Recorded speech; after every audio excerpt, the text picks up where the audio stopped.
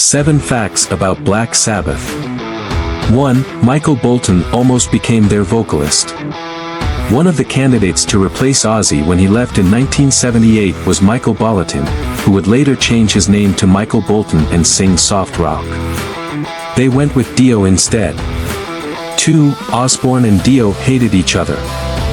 One of Ozzy's tours featured a dwarf who Ozzy would call Ronnie, referring to the vertically challenged Ronnie James Dio.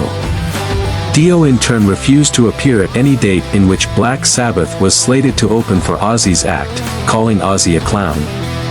3. Tony Iommi used to play the guitar upside down. At one point Tony Iommi played an upside-down Gibson SG.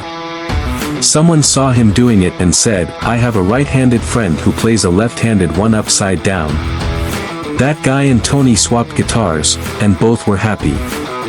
4. Technical Ecstasy cover was designed by famous art designers.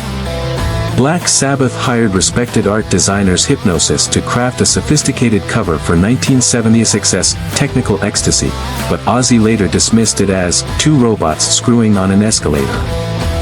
5. Tony Iommi was engaged to Lita Ford. Tony Iommi was briefly engaged to wed metal goddess Lita Ford. But after the album he produced for her was shelved indefinitely, Lita broke off the engagement and was soon singing a duet with Ozzy on the "Close My Eyes Forever" single. 6. When Death Calls features Brian May on guitar.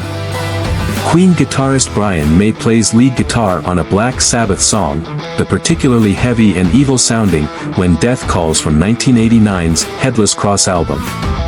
7. Tony Iommi once set Bill Ward on fire. In a moment of hijinks gone wrong, Tony Iommi accidentally set Bill Ward on fire during the recording of Heaven and Hell, sending him to the hospital with third-degree burns on his arms and legs. The next day his mother phoned me up, says Iommi, and said, "You barmy bastard. It's about time you grew up."